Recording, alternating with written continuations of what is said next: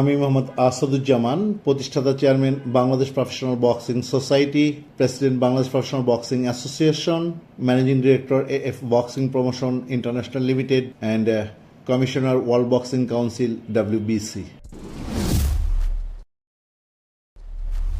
প্রত্যেকটা মানুষেরই একটা স্বপ্ন থাকে, অ্যাকচুয়ালি মানুষ কিভাবে বড় হতে চায়, তার চিন্তাধারাগুলো কি। আসলেই মানুষ এমনই, আমরা মানব জাতিগুলো সৃষ্টির শুরু থেকেই এক একজন এক একটা জিনিসকে ভালোবেসে থাকি। ঠিক দ্য সেম থিংস আমার বেলায় হয়েছে। আমি ছোটোবেলা থেকেই ক্রিয়েটিভ ছিলাম, আমি চেষ্টা করেছি ব্যক্তিগতভাবে নিজে কিছু গড়ার জন্য। তো একটা পর্যায়ে যখন 87তেই আমি ছোটোবেলায় যেহেতু আমার, তো ওই সময় কিছু ব্যাপার ছিল, যেমন সার্কাস বাংলাদেশে খুব জনপ্রিয় একটা খেলা ছিল, মানুষ সার্কাস দেখতে যেত। তো আমিও একটা পর্যায়ে দ্য বুলবুল সার্কাস নামে একটি সার্কাস আমি হাজারীবাগের মাঠে দেখতে যাই। সো এই সার্কাস যখন হাজারীবাগ মাঠে দেখতে যাই, এই সার্কাস থেকে আমি আসলে কম্বাট স্পোর্টসের প্রতি প্রথম অনুপ্রাণিত হই। যদি কেউ বলে থাকে কিভাবে আসছি, তাহলে আমি বলবো যে ওই সার্কাস দেখার পরে আমার ভিতরে একটা স্পিড কাজ করেছে, যে সার্কাসের ছেলেমেয়েরা কিভাবে ওই রোলারের উপরে রোলিং করে ঘোরে, তারপরে অত উপর থেকে কিভাবে নিচে পড়ে, সাইকেল কিভাবে একটা ইসের উপর দিয়ে চলে, এই ব্যাপারগুলো আমার মাথার মধ্যে ঢোকে আবার নতুন করে। এই ফ্রিল্যান্সিংয়ের বাইরে আমি ফ্রিল্যান্সিংটা তখন মোটামুটি ভালোভাবেই ধরেছি, আমার একটা সার্কেলও তৈরি হয়ে গেছে। কিন্তু দেখা গেছে যে একটা পর্যায়ে আমি এই বিষয়টাকে নিয়ে নতুন করে ভাবতে থাকি যে আমি কিভাবে এই সার্কাসের মতো চলতে পারবো, আমার স্পিড কিভাবে ওরকম হবে, ওরা এত স্পিডে চলে কিভাবে, ওদের মধ্যে এত ফ্লেক্সিবিলিটি কোথা থেকে আসছে। এই বিষয়গুলো চিন্তা করতে গিয়ে আমি তখন এখান থেকে ঢাকা থেকে গ্রামে যাই, আমার বাড়ি রাজবাড়ী জেলা।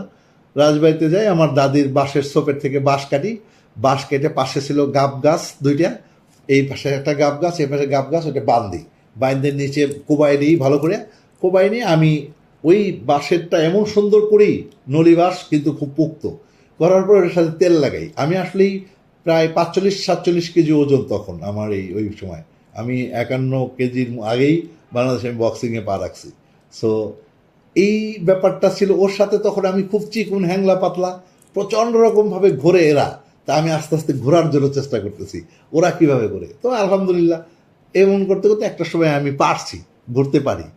আমি আমার কয়েকটা ব্যাপার আছে স্কুলে, যেমন আমি স্কুলে লং জাম্পে ফার্স্ট, স্কুলের 100 মিটারে ফার্স্ট, স্কুলে 400 মিটারে ফার্স্ট, হাই জাম্পে ফার্স্ট। এই ব্যাপারগুলো আমার আমার ছোটোবেলা থেকেই আমার টিনের অনেকগুলো প্লেট আছে, যেগুলো স্কুল থেকে ফার্স্ট প্রাইজ হিসেবে দেওয়া হয়েছিল। যদিও প্লেটগুলো এখন নাই, কারণ এই সময় এতটা চিন্তা ছিল না যে এটা আমার জীবনে অনেক স্মৃতি হয়ে কাজ করবে, তাহলে আজকে হয়তো আমার কাছে থেকে যেত। বাট আমি ফার্স্ট হওয়াতে দেখা গেছে আমার এই টিনের প্লেটগুলো ছিল প্রথম প্রাইজ, আমার মনে আছে। সো এই ব্যাপারগুলো ওখান থেকে আমি দেখলাম না এটা সম্ভব। এরপর আমার মনে হলো যে আসলেই কম্বাট স্পোর্টস কীভাবে হয়, কোথায় হয়, এটা জানার চেষ্টা করি। এবং একটা পর্যায়ে যেহেতু ঢাকাতে আবার চলে আসি বাড়ি থেকে, আসার পরে আমি young dragon martial art club, আমাদের কলাবাগানে, ঢাকার কলাবাগানে সূত্রাপুরে। সো এখানে young dragon martial art club ছিল, ওইখানে দেখা গেছে যে অনেক স্টুডেন্ট ছিল ছোটোবেলা থেকে, এরা যেহেতু আসতো, তা আমারও কিছু একটা সার্কেল ছিল, ওদের সাথে আলোচনা করলে ওরা আমাকে ভর্তি হতে বলে ওখানে।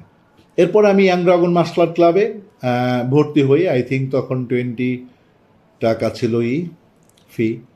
সো আমি ওখানেও ভর্তি হই এবং এরপরে বাদবাকি ট্রেনিং ম্যাক্সিমাম টাইম ফ্রি করানো হতো।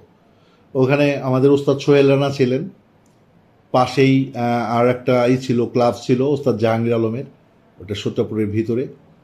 অ্যাকচুয়ালি ওস্তাদ জাহাঙ্গীর আলম, সোহেল রানাও আমাদের ওস্তাদ জাহাঙ্গীর আলমেরই শিষ্য, টু বি অনেস্ট। আমি হয়তো অনেক দিন পর একটা কথা বলে দিলাম আজকে, যে সোহেল রানাও ওস্তাদ জাহাঙ্গীর আলমের শিষ্য। ওস্তাদ জাহাঙ্গীর আলমই বাংলাদেশের প্রথম ব্যক্তি যিনি মার্শাল আর্টে ব্ল্যাক বেল্ট নিয়েছিলেন, এবং মার্শাল আর্টের ব্যাপারে বাংলাদেশে অ্যাট দ্য সেম টাইম অল্প সময়ের ব্যবধানে বাংলাদেশে ওই সময় মার্শাল আর্টটা খুব হয়ে ওঠে, ফেমাস হয়ে ওঠে। 80-র দশকে প্রথম মার্শাল আর্টগুলো যখন ফেমাস হয়ে ওঠে, তখন ওস্তাদ জাহাঙ্গীর আলমের পরপরই দেখা গেছে যে বেশ কিছুদিন পরে সোহেল রানা, রুবেল, ড্যানিস সিডাক, আলিরাজ, তারপরে হলো কবির খা, ইলিয়াস কোবরা, এরা মার্শাল আর্টে খুব ভালো করে এবং প্রত্যেকেই খুব ভালো পারফরমেন্স করে। এবং মেয়েদের মধ্যে মিস সেলা আপু ছিল, তারপরে রাকা আপু ছিল, এরপর একটা পর্যায়ে রাকা আপু আর জাস্তার জাহাঙ্গীর হলো ম্যারিড, বিয়ে করে ফেলেন। মিসেলা রুবেলের সাথে একটা ছবিও প্রথমে করে ফেলেন 90-এর দশকে, লড়াকো নামে একটা ছবিও তিনি করে ফেলেন। তো এই বিষয়গুলো আমার ভিতরে রয়ে গেছে। এরা তখন এইভাবে আমার আমার চোখের সামনে এরা উঠে আসছে। আমি গাজী সালাউদ্দিনের সাথে ছিলাম, গাজী সালাউদ্দিন ছিলেন টাঙ্গাইলের, ও ভালো মার্শাল আর্ট করতে পারতো। সো আমি আসলেই ওনাদের সাথে মার্শাল আর্ট করতে যাই। তো একটা পর্যায়ে আসলে মার্শাল আর্ট অনেকগুলো কাতা আছে, অনেকগুলো সাইড আছে, অনেকগুলো বিষয় আছে। কোনো কারণে আমি একটা হাফ সার্কিং করতে গেলে জাস্ট হাফ সার্কিং করতে স্লাইড করি, স্লাইড করলে আমি পড়ে যাই, আমি টার্গেট মিস করি, টার্গেট মিস করলে আমি পড়ে যাই, পড়ে গেলে আমি মাঝে একটু ব্যথা পাই। তো মাঝে ব্যথা পেলে তখন আমার মার্শাল আর্টটা হলো না, মাঝে ব্যথা পেলাম, বাসায় গেলাম, আমার আর মার্শাল আর্ট করতে দেওয়া যাবে না, এটা আমার জীবনে আমি ভেঙে চলে যাবো, এটা সেরে যাবো। যাই হোক, এটাও আমাকে ধরে রাখতে পারেনি।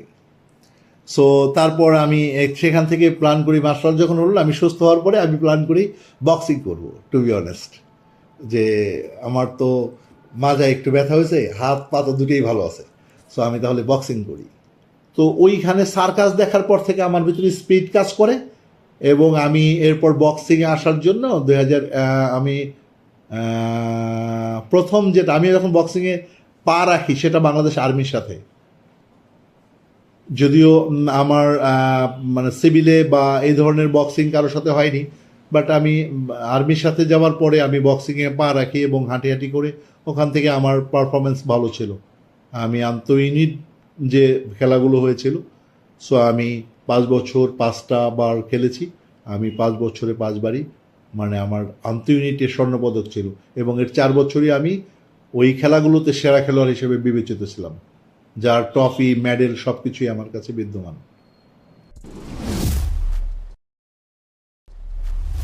আমি মাঝে যেহেতু বক্সিংটাকে নিয়ে যখন চিন্তা করেছিলাম বাংলাদেশ থেকে একজন ভালো বক্সার পাওয়া যায় কিনা, ইন্টারন্যাশনালি যখন আমি পা রাখি বক্সিংটা কীভাবে যায়, তখন আমি দেখতে পাই যে না, বক্সিংয়ের পিছনে অনেক মানে ফাইন্যান্স লাগে। একজন বক্সার গড়ে ওঠার জন্য অনেক টাকা দরকার হয়, তার পিছনে শ্রম দিতে হয়, তার নার্সিং থাকতে হয় প্রপার, যেটা আমার সিঙ্গেললি একা পৃথিবীতে চলার জন্য সম্ভব ছিল না। তো আমি যখন এটা ছিল না চিন্তা হলো, তারপরে আমার চিন্তা হলো তাহলে আমি ট্রেনিং শিখি কিভাবে। আমি স্টার্টিংয়ে যখন আমি বাংলাদেশের এই আন্তঃইউনিট বক্সিংগুলো যখন করেছি, যে কয়েকদিনই করি, তো এর মাঝখানেও আমি ট্রেনিংয়ের প্রতি ঝুঁকে গিয়েছিলাম। নিজে খেলতাম, অন্যকে খেলানোর চেষ্টা করেছি এবং বোঝানোর চেষ্টা করেছি তোমার ভুল হচ্ছে, এটা না, এটা হবে না, এটা হবে। তখন থেকেই আমি অ্যাটলিস্ট অ্যাজ এ টিচার ভাব ভিতরে ছিল যে আমি শিখাবো। তো বাহিরে যেহেতু আসলেই প্রবাস জীবনটা ইজি না, প্রবাস জীবনটা অনেক কষ্টের। যারা প্রবাসে থাকেন তারাই বলতে পারবেন প্রবাস জীবন কত কষ্টের হয়ে থাকে। সো আসলে প্রবাস জীবনে গিয়ে বক্সিং খেলবো এই চিন্তা করাটাও দুষ্কর ওই সময়, কারণ প্রবাসে যাওয়ার পরে চিন্তা ছিল কিভাবে আর্নিং করা যায়, কিভাবে নিজে চলবো, কিভাবে পরিবার চলবে, এটা প্ল্যান থাকে মানুষের। সো আমি আসলেই প্রবাস জীবন থেকে চিন্তা করেছিলাম নিজে একটা ক্যারিয়ার গড়ব, ভালো কিছু করব।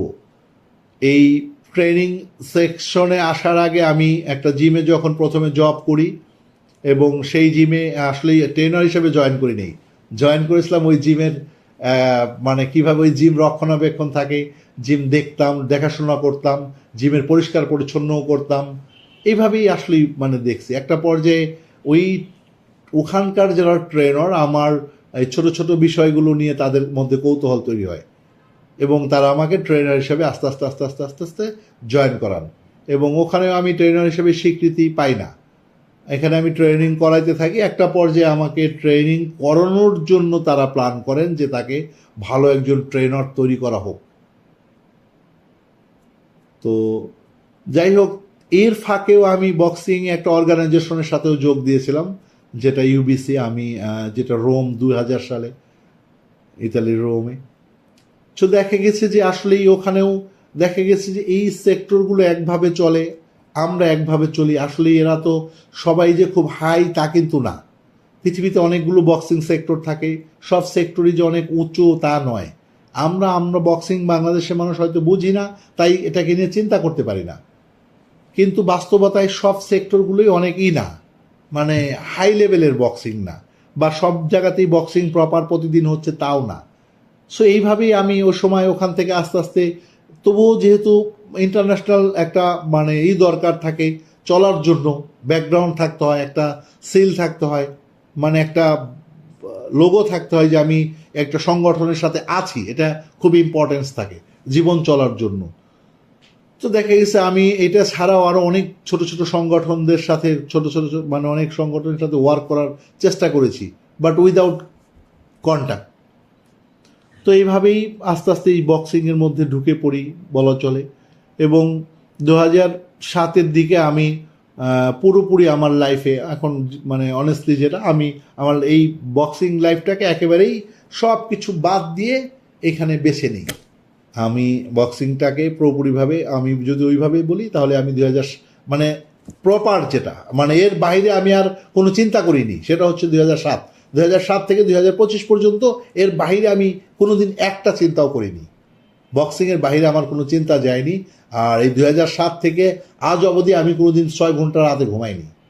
শুধুমাত্র এই বক্সিংটাকে কীভাবে বড় করব এটা আমার মাথার ভিতরে খেলছে। বাট 2007 পর্যন্ত আমি ছোটো ছোটো করে বড় হয়েছি।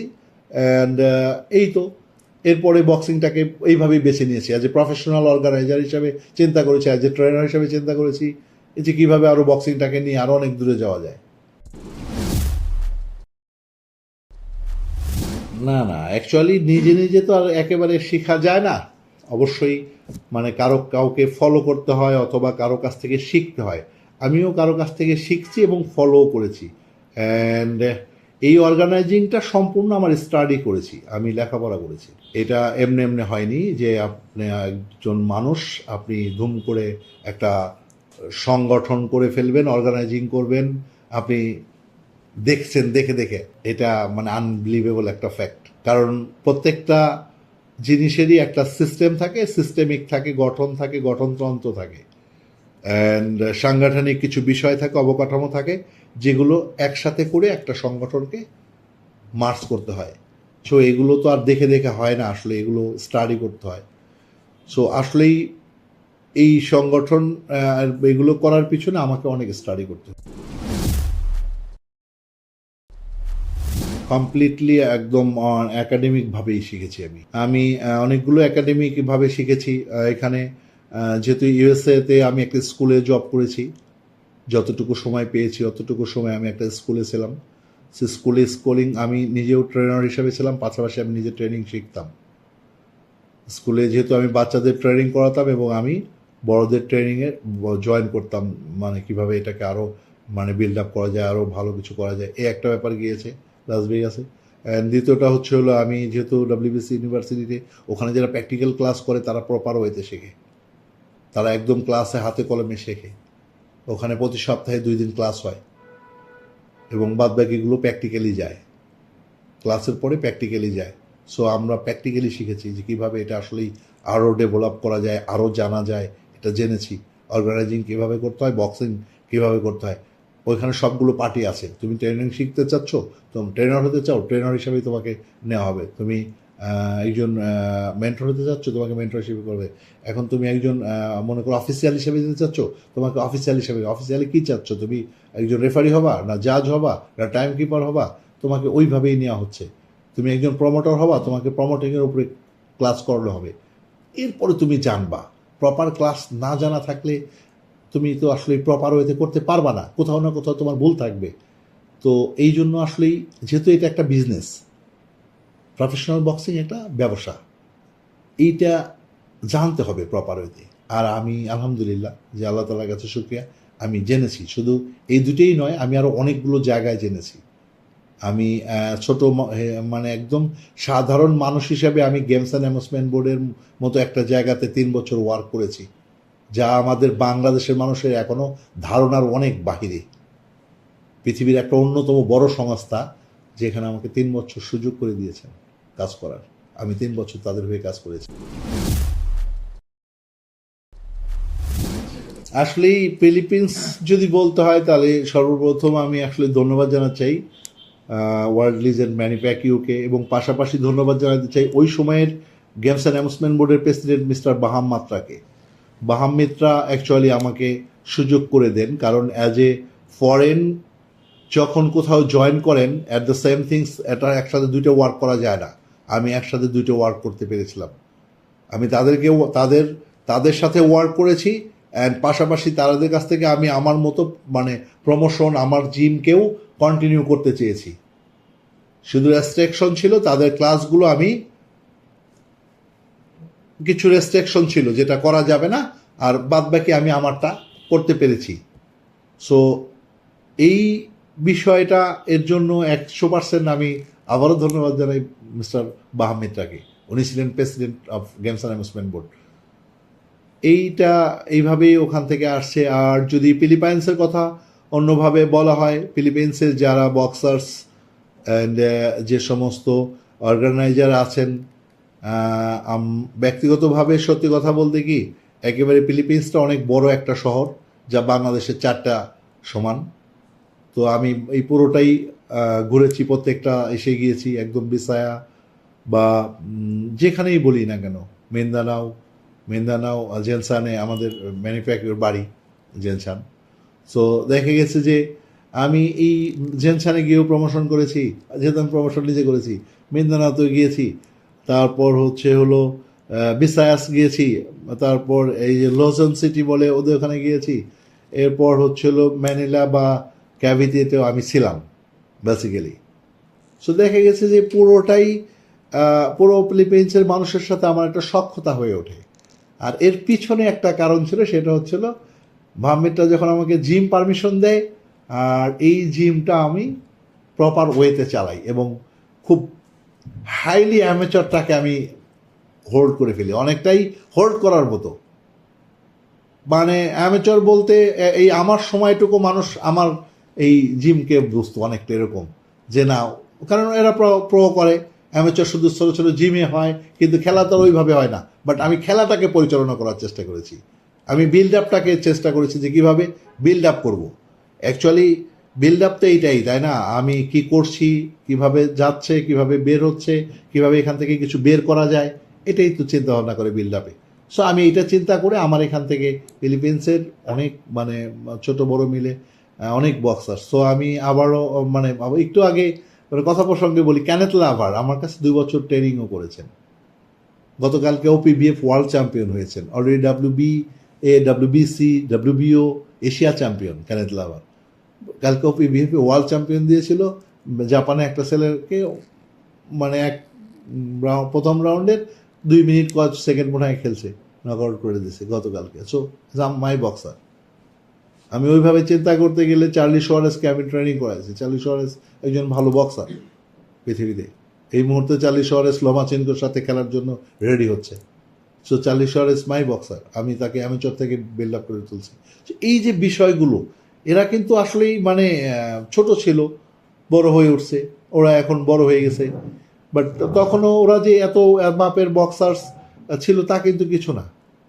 এদেরকে খুব কাছ থেকে দেখছি, এদের কোনগুলো মানে বলছিল বা কোনগুলো ছিল, এই গাইডলাইনগুলো দেওয়ার পরে এটা মানে প্রাউড ফিল করি, নিজের কাছে ভালো লাগে। সো আসলেই একটা জায়গায় লং টাইম না দিলে কোনো কিছু সম্ভব না। এইটা আসলেই আমি করেছিলাম ক্যাভিটি স্টেট ইউনিভার্সিটিতে। ক্যাভিটি স্টেট ইউনিভার্সিটির সাথে আমার একটা সখ্যতা হয়েছিল যে আমরা বক্সিং করব। তো ক্যাভিটি স্টেট ইউনিভার্সিটিতে প্রথমে যখন আমাকে জিম পারমিশন করা হয়, এটা সেলাং ক্যাভিটিতে ছিল। তো ক্যাভিটি স্টেট ইউনিভার্সিটির একটা বিশাল হল রুম ছিল, বিগার, মানে অনেক বড়। সো আমার তো আর ওই সময় জিম ধুমধাম করে করবো এই অ্যাবিলিটি, এই ফাইন্যান্স ছিল না। তো ওনাদের সাথে যাই যে ওনাদের যারা স্টুডেন্ট আছে ওনাদেরকে একটা সুযোগ দিব, অ্যান্ড আমি আমার স্টুডেন্ট নিয়ে এখানে একটা সেশন করব বা 2টা সেশন করব। এইভাবে তাদের সাথে আমাদের একটা এগ্রিমেন্ট হয়। সো দেখা গেছে এই এগ্রিমেন্টটা করার পরে ওখানে ট্রেনিং পার্ট শুরু করলে এক পর্যায়ে দেখা যায় যে ক্যাভিটি স্টেট ইউনিভার্সিটিতেই আমরা প্রথম প্রমোশন চালু করি 2017 সালে। আমার প্রমোশনটা ওই প্রমোশন থেকে, এটা আমার ফার্স্ট মানে professional promotion. Manny Pacquiao is a legend. 2015-তে যখন লাস ভেগাসে মায়োদারের সাথে খেলা, তো খেলার প্রায় 6 মাস আগে আমি ওকে থার্ড মানে মানে যে ট্রেনার বলতে পারো, মেন্টর বলতে পারো, সাথে থাকি একজন মানে হিসাবে, অ্যাসিস্ট্যান্ট হিসাবে। তো এই ব্যাপারটা ওর সাথে আমার মানে প্রথম সখ্যতা। তো দেখা গেছে যে এই সখ্যতা থেকে একটা পর্যায়ে যেহেতু যখন ফিলিপিন্স আমি জয়েন করে ফেললাম, এরপরে জিমুয়েল প্যাকুয়োর ছেলে, জিমুয়েল প্যাকুয়ো তখন আমার জিমে আসলেন, ট্রেনিং করলেন, এবং জিমুয়েল প্যাকুয়োকে নিয়ে আমরা একটা বক্সিং খেলার প্ল্যান করলাম। সখ্যতাটা বাড়ায় কোন জায়গা থেকে, তখন জিমুয়েল প্যাকুয়ো এখনও তো সে প্রো আসে নাই, বাট আমরা তাকে অ্যামেচার খেলানোর জন্য করলাম, চিন্তা করলাম। এবং জিমুয়েলের মূল ট্রেনারের নাম হলো জিল। তোকে বললাম তুমি চাইলে আমরা একটা ইভেন্ট আয়োজন করতে পারি। ওর প্রথম খেলাও আমি খেলাইছি, সত্য কথা যেটা, জিমুয়েলের প্রথম খেলা আমি মানে আয়োজন করছি, অ্যারেঞ্জ করেছি, বাট অ্যামেচার। তো ও বললো যে ঠিক আছে। তো তখন ওরে ডাইকে আবার ম্যানুফ্যাক্সারিং অতিথি হিসেবে দাওয়াত করা হলো।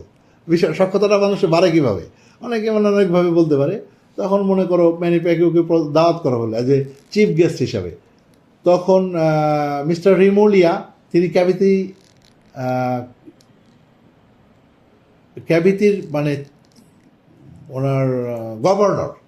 এই ফিলিপাইন্সে 5-6টা ডিভিশন আছে, তার মধ্যে ক্যাভিতি একটা ডিভিশন, ওই ডিভিশনের গভর্নর হচ্ছিল এই রিমোলিয়া। সো আমরা তখন এই ব্যাপারটা একটু বড় কিভাবে হয়, রিমোলিয়াকে বলা হলো যে স্যার আপনি যদি আমাদের এই প্রোগ্রামে থাকেন, সো প্যাকিউ থাকবে, রিমোলিয়া থাকবে না, তা তো হতে পারে না। প্যাকিউ থাকলে রিমোলিয়া অটোমেটিকলি থাকবে। তো উনি এগ্রি করলেন। তারপর হচ্ছে হলো ওইখানে আমাদের ছোট ছোট যারা আছেন, যেমন জেলাগুলোর এমপি যেরকম থাকে আমাদের দেশে, এরকম ওদের সিটির যে যারা মানে আর কি কমিশন, ওদেরকে ইনভাইট করলাম। তো দেখা গেছে সবাই একসাথে হওয়াতে আস্তে আস্তে সখ্যতাটা একটু বেড়েই যায়। এরপর ওনার হাউজের কোনো প্রোগ্রামে যখন আমি জয়েন করি, এরপর থেকে সখ্যতা আরও বেড়ে যায়। আমি ফিলিপাইন্সে থাকাকালীন আমি আবার চায়নাতে যখন যাই, কারণ আমাদের 2014-তে আমরা WBBU সংগঠিত করি পৃথিবীতে। সো দেখা গেছে যে আমি এর মধ্যে চায়নাতেও ঢুকি, এবং চায়নাতে লাস্টের দিকে করোনার ঠিক আগ মুহূর্তে 18 সালে আমরা চিন্তা করি আমরা WBBUর কিছু ইভেন্ট, এবং WBBU পৃথিবীর একটা লিগেল সংস্থা, আমরা যে কোনো সময় এটা আবার দিতে পারি, কারণ এটা আমরা সংগঠন করেছি পৃথিবীতে। সো এটা চাইলে এটা ওটা একদম প্রপার লিগেল WBBU। সো আমরা চাইলে কিন্তু WBBU আবার দাঁড় করে ফেলতে পারি, আবার প্রপার ওয়েতে নিয়ে যেতে পারি, অনেস্টলি বলতেছি। তো দেখা গেছে তখন WBBUটাকে একটা পর্যায়ে আমরা মোটামুটি নিতে সক্ষম হই, বাট করোনাকালীন সময়ে এটা তোমার এলোমেলো হয়ে যায়। তো করোনা যখন চায়না থেকে শুরু হয়, যেহেতু চায়নার ওয়াং থেকে করোনা শুরু, তো দেখা গেছে ওখান থেকে আবার আমি ফিলিপাইন্সে চলে যাই। ফিলিপাইন্সে চলে গেলে দেখা গেছে ফিলিপাইন্সেও করোনা আসে। তখন মনে করো কেবলমাত্র আসলো 2019 প্রথম দিকে। তার আগে আমি 2018 সালেই যখন চায়নায় আসি, তখন আসার আগেই আমি বাংলাদেশের বক্সিং নিয়ে চিন্তা করি, এবং বাংলাদেশের যে বক্সিং, কিভাবে আমি বাংলাদেশে বক্সিং করব, এই বিষয়ে আলোচনা করার জন্য বিভিন্ন মানুষের শরণাপন্ন হওয়ার চেষ্টা করি। তো তাদের মধ্যে টু বি অনেস্ট আমার প্রথম দিকে যাদের মধ্যে মানে যোগাযোগ ছিল, তো এর মধ্যে সুরকৃষ্ণ চাকমা, ওর সাথে আমার প্রথম আলোচনা করা হয়, ওই মানে একটু মিসিং হয়ে গেছে। সুরকৃষ্ণ চাকমাই আমাকে প্রথম বলে ইন্ট্রোডিউস করার জন্য, আমি একটু মানে মিসিং হয়েছে আমার। সুরকৃষ্ণ চাকমা প্রথমে খেলার জন্য চায় বাংলাদেশ থেকে, যে আমরা তো এই অবস্থায় আছি, আপনি যেহেতু এখানে আছেন, আমাদেরকে যদি স্যার একটু কষ্ট করে বাইরে খেলার ব্যবস্থা করা হয় তাহলে আমাদের জন্য ভালো হয়, কারণ আমরা তো আসলেই বাংলাদেশের মানুষ ওইভাবে বক্সিং পাই না, এবং আমরা অনেস্টলি পোর। সো আমাদের জন্য ডেফিনেটলি এটা পজিটিভ কিছু হবে, এটা শুরুর কথা ছিল। তো আমি বললাম যে ঠিক আছে, তাহলে তুমি কোথায় খেলতে চাও, কি আসে বিষয়। ও বলে যে এখানেই হোক। পরে আমি শুরুকে প্রথমে চায়নায় একটা খেলার ব্যবস্থা করি, যে খেলাটা ওই করোনাকালের জন্য আর শুরু যেতে পারেনি। সো এইটা যখন হলো না, তখন চিন্তা হলো আমি বাংলাদেশে যাব। এটা হচ্ছে হলো পরেরটা। তো শুরুর পরে আমার প্রথম আবার সাক্ষাৎ হলো প্রিন্স ফয়সালের সাথে। তো প্রিন্স ফয়সালের সাথে পরিচয় হওয়ার পরে আমার এর মধ্যে কথা হলো ইশতিয়াক আহমেদ চৌধুরীর সাথে। তো বাই দ্য ওয়ে তিনজনের সাথেই তিন ধরনের আলোচনা করতে থাকলাম এবং কিভাবে বাংলাদেশের মধ্যে আসা যায়, বক্সিং করা যায়, এটা নিয়ে যখন আলোচনা করতে থাকলাম একটা পর্যায়ে আমি সরাসরি আমাদের ইউথ অ্যান্ড স্পোর্টস মিনিস্টার ওই সময়ের যিনি ছিলেন মিস্টার জাহিদ হাসান রাসেল, ওনার সাথে যোগাযোগ করি এবং উনি পজিটিভলি বলেন ঠিক আছে ওকে। উনি তারপরে বলেন যে সময় আরেকজন ছিলেন আখতারুজ্জামান, সচিব ছিলেন, তো ওনার সাথে আমার যোগাযোগ করার ব্যবস্থা করে দেন এবং ওনার সাথে করলে উনি আবার আরেকজন সচিবকে দেন, তিনি ছিলেন আব্দুল করিম সাহেব, তো তার কাছে দেন, তিনি পরিচয় করে দিলে তিনি আমাকে বলেন যে এটা তো এইভাবে না, আপনি ফেডারেশনের সাথে কথা বলেন। যাই হোক, যেভাবে যাচ্ছি আর কি, তো এইভাবে করতে করতে আমার 2-3 মাস চলে গেছে অলরেডি। তো আমি ফেডারেশনের দিকে যাব, তখন ফেডারেশনে ছিলেন মাজহারুল ইসলাম তুহিন, ওই সময়ের secretary general Bangladesh amateur boxing federation. তো ওনার সাথে যোগাযোগ করলে উনিও পজিটিভলি চিন্তা করেন এবং এটাকে কিভাবে আরও ভালো কিছু করা যায় এটা নিয়ে উনি ওনার নিচের যত লেভেল আছেন সবার সাথে আলোচনা করেন এবং আমি আমার প্রসপেক্ট বলি, উনি ওনাদের প্রসপেক্ট বলেন এবং এইভাবে আমাদের মধ্যে প্রায় 1 বছর চলতে থাকে। এবং এই 1 বছরের ম্যাক্সিমাম টাইমে আমাদের প্রত্যেক সপ্তাহে মিটিং হতো, ভিডিও কনফারেন্সে ভিডিও কল হতো, যা আমার কাছে আনটিল লিপিবদ্ধ আছে, যে ওনারা বলবে যে না আমরা কথা বলিনি, এরকম শব্দ একটা হয়েছিল। সো ওনারা আমাকে পজিটিভলি বাংলাদেশে আসার বলেন এবং আসতে বলেন। কিন্তু এর মধ্যে দিয়ে সব কিছু করার পরে ওই ফেডারেশনে আরেকজন ছিলেন জহির চৌধুরী, উনি ছিলেন হচ্ছিল ট্রেজারার আই থিঙ্ক। সো উনি আমার কাছে বলেন যে আমাদেরকে গঠনতান্ত্রিকভাবে আপনি তাহলে কি করতে চাচ্ছেন এটা সেটা পাঠান, এবং ওনাকে আমি একটা গঠনতন্ত্রও পাঠাই। গঠনতন্ত্র পাঠাইলে উনি সেটাকে ওইভাবে নেন না এবং সেটাকে ওইভাবে দেখলেন না। তো তারপরে ওনারা সবাই মিলে আমাকে প্রস্তাব দিলেন আপনি বাংলাদেশে আসেন এখন। তো আমি বললাম যে আমাদের বাংলাদেশে আসতে গেলে পৃথিবীতে কোনো কান্ট্রিতেই একসাথে একভাবে প্রফেশনাল বক্সিং স্টার্ট করা যায় না। প্রফেশনাল বক্সিং স্টার্ট করতে হলে প্রফেশনাল বক্সিংয়ের যে সমস্ত ব্যাপারগুলো আছে সেগুলোকে রেডি করে তারপরে প্রফেশনাল বক্সিংয়ের জন্য অ্যাপ্লিকেশন করতে হয়, যে জিনিসটা বাংলাদেশের মানুষের জন্য করতে হয়নি, যেটা আমি বাইরে বসে আমার নামে আমি এটা অ্যাপ্লিকেশন দিয়েছিলাম যে আমি বাংলাদেশকে এইভাবে নিয়ে যেতে চাই এবং আমি বাংলাদেশে এটা করতে চাই এবং আমি পারবো। তখন তারা আমাকে এগ্রি করেন এবং আমি বাংলাদেশে এরপর আসি এবং এদের লাইসেন্স সহ সব কিছু সহ করে নিয়ে আমি প্রথমে বাংলাদেশে ঢুকি, যে বাংলাদেশে professional boxing possible. This is actually very hard and very difficult situation because কেউ জানে না কিভাবে প্রফেশনাল বক্সিং করতে হয়, কিভাবে প্রফেশনাল বক্সিং করব। সো আমি আসলেই চিন্তা করলাম কিভাবে কি করা যায়। সো আমি কোনোভাবেই কোথায় করব, কেমনে করলে ভালো হয়, খুব টাফ হয়ে গেল যখন আমি ফেডারেশন থেকে বিতরিত হলাম। ফেডারেশন যেহেতু আমাকে আর কোনো সাপোর্ট দিলেন না, ফেডারেশনে আমাকে ঢুকতে দেওয়া হবে না, ওখানে যেন আমি না যেতে পারি সে ব্যবস্থাও করা হলো, তাহলে আমি কোথায় যাব? বাংলাদেশে একটাই বক্সিং। সো তখন আমি ওখান থেকেই বের হলাম। আমি আপনার সাদমান সাম্মুন ভাই আছেন ধানমন্ডিতে, সাদমান সাম্মুন ভাই আর আমি দুজনে মিলে আমরা বিকেএসপিতে যাই আলোচনা করার জন্য, যে বিকেএসপি দেখি কি বলে। বিকেএসপিতে যাওয়ার পরে আমরা ওখানে বিকেএসপির আবু সুফিয়ান চিস্তি বাবু ছিলেন, ওনার সাথে আলোচনা করি, ভাষণ ভাই ছিলেন, রাফি ভাই ছিলেন, ওনাদের সাথে আলোচনা করার পরে ওনাদের মাধ্যমে আমি ডিজি সাহেবের সাথে আলোচনা করি। ওই সময় রাশিদুজ্জামান সাহেব ছিলেন ব্রিগেডিয়ার জেনারেল। ওই সময় এই ডিজি সাহেবের সাথে আলোচনা করলে উনি পজিটিভলি বলে this is a good idea for Bangladesh. And আমি ওনার কথায় উনি আমাকে অ্যাপ্রিসিয়েট করেন অ্যান্ড আমার সাথে ওনার একটা ছোট আলোচনা হয় এবং সেই আলোচনার মধ্য দিয়ে আমরা বিকেএসপিতে একটি ইভেন্ট করবো এটা সিদ্ধান্ত নেই 20 নভেম্বর 2020। 20 নভেম্বর 2020 আমি বাংলাদেশের প্রথম প্রফেশনাল বক্সিং শুরু করি এবং সেটা বিকেএসপিতে।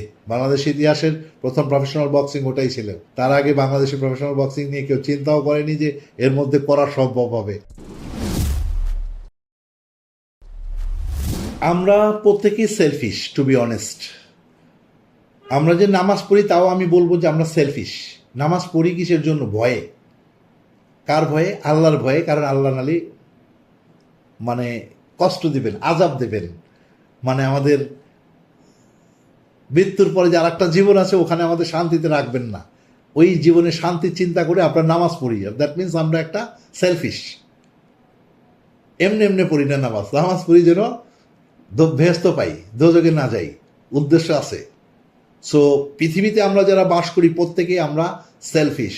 তো ওই হিসাবে বলবো যে বাংলাদেশের সবাই আমাকে সাপোর্ট করেছে, বাট বাংলাদেশের সবাই সেলফিশ, আমাকে কেউ সাপোর্ট করেনি।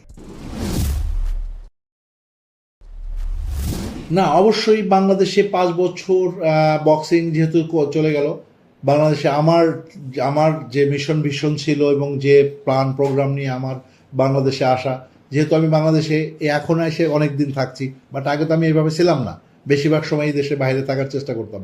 তো দেখা গেছে যে এখন যেহেতু আমি আমার মানে একদম নিজের মতো করেই চিন্তা করেছি বাকি জীবনটা আমি বাংলাদেশেই কাটিয়ে দেবো, টু বি অনেস্ট। মানে বাইরের প্রোগ্রামগুলো প্রোগ্রামের মতো হবে, আমি বাকি জীবনটা বাংলাদেশে কাটিয়ে দেবো। যার দরুন আমি একটা কোম্পানিও করে ফেলেছি, এ boxing promotion international limited. So আমার চিন্তা হয়েছে বাংলাদেশে এই প্রমোশন কোম্পানিটা দিয়ে অনেক দূরে যাব। কিন্তু যে জিনিসটা প্রশ্ন ছিল যে বাংলাদেশে আসলে এই 5 বছরে কতটুকু আসলেই হয়েছে, না, বাংলাদেশে আমি যা চেয়েছি তার 20% আমরা করতে পারিনি। বক্সারদের কোনো ডেডিকেশন নাই বললেই চলে, খুব কম, মানে 0.1 আছে এরকম, 1% ডেডিকেশনে তারা আছে যারা বক্সিং করতেছেন বর্তমান বাংলাদেশে।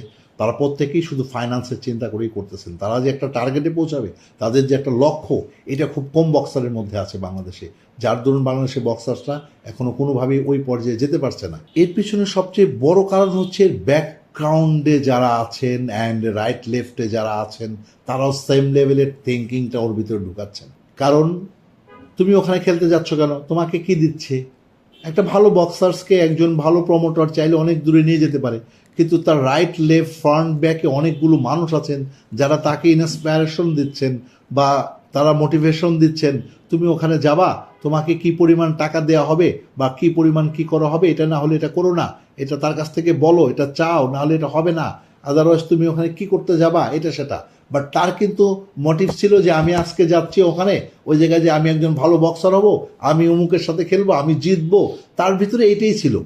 বাট তাকে এটা জায়গায় দেওয়া হচ্ছে বিদায় সে তার ডেডিকেশনটাকে হারায় ফেলতেছে। সে তার মানে সে যে তার একটা মিশন ছিল যে আমি এটা করতে যাচ্ছিলাম, সে সেটার থেকে হয়ে যাচ্ছে, ডিমোরালাইজ হয়ে যাচ্ছে। এখানে সে মানে ওর লক্ষ্যে পৌঁছাতে পারছে না, টার্গেট মিসিং হয়ে যাচ্ছে, সে টার্গেটে পৌঁছাতে পারছে না, বিধায় আমরা ওই পর্যায়ে যেতে পারছি না, বা যাবার অনেক আগেই আমরা ডিস্ট্রয় হয়ে যাচ্ছি।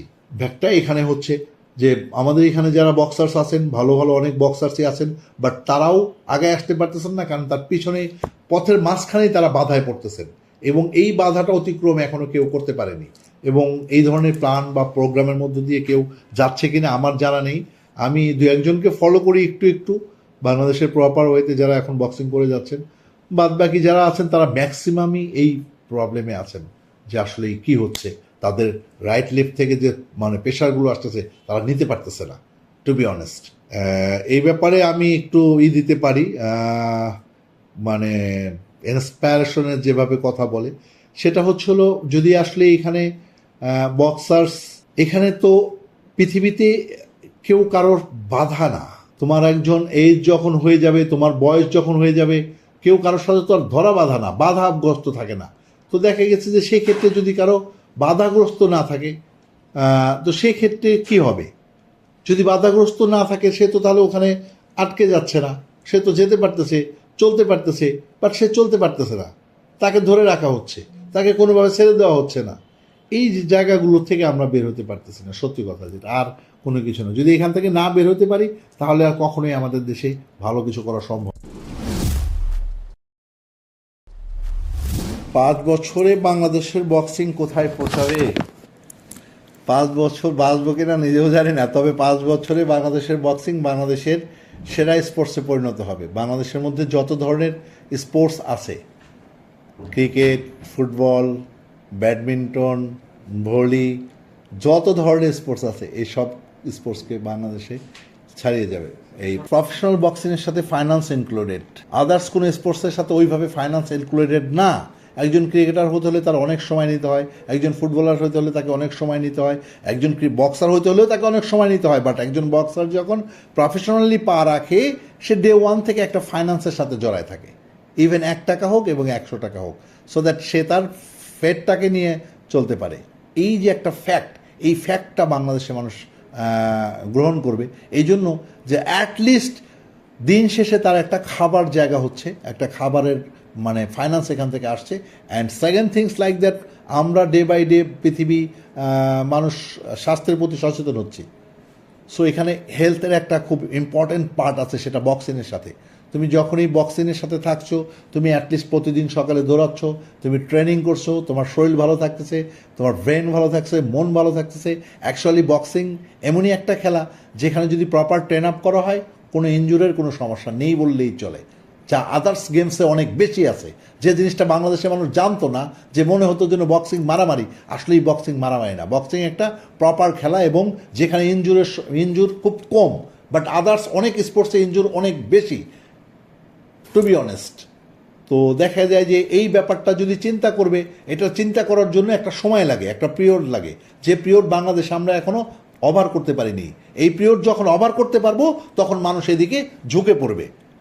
কারণ বক্সিং থেকে কোনো ইনজুর নেই, বক্সিং থেকে আমার হেলথ ভালো আছে, বক্সিং থেকে আমার ইনকাম হচ্ছে। এই তিনটে বিষয়ের উপর যখন বাংলাদেশের মানুষ বোঝা শিখবে, তখন মানুষ অন্যান্য স্পোর্টস থেকেও সরে এসে বক্সিংয়ের দিকে আসবে। কেননা এখানে ফাইন্যান্স আছে, হেলথ ভালো থাকে, রাতের ঘুম হয়, কেননা তোমার পকেটে করে টাকা থাকবে দিন শেষে ইজিলি। অ্যান্ড তুমি যদি ভালো করতে থাকো, তাহলে এখান থেকে অনেক হাইলি কেরিয়ার করা সম্ভব। যে জিনিসটা আদার্সের থেকে করা অনেক টাফ, সম্ভব কিন্তু টাফ, বাট বক্সিংয়ে ইজিলি করা যায়। And this is individual game, তোমার নিজের মতো তুমি করবা। অর্থাৎ তুমি শেখার পরে তোমার কারো কাছ থেকে আরই করতে হচ্ছে না, ঘরের মধ্যে একটা ব্যাগ ঝোলায় নিজে প্র্যাকটিস করবা, 2 মাস পর পর 2টা একটা করে গেমস খেলবা, পুরো ফ্যামিলি তোমার চলতে থাকবে। আর তুমি যদি ভালো পারফরমেন্স করো, তাহলে তো আরও অনেক কিছু পাবা, দেশ দেবে, জাতি দেবে, সরকার দেবে, পৃথিবী দেবে। সো অফকোর্স ভালো কিছু সম্ভব এই বক্সিং থেকে। তো সেই সুবাদে আমি খুব সংক্ষিপ্তভাবেই বলতে চাই যে প্রফেশনাল বক্সিং যদি আগামী 5 বছর ভালোভাবে বাংলাদেশে আমরা কন্টিনিউ করতে পারি, আমি বিশ্বাস করি বাংলাদেশের সমস্ত স্পোর্টস থেকে আমরাই সেরাভাবে মানে দাঁড়িয়ে যাব, এবং সবচেয়ে ভালোভাবে দাঁড়িয়ে যাবে। এতে আমি কোনোভাবেই সন্দেহ প্রকাশ করি না।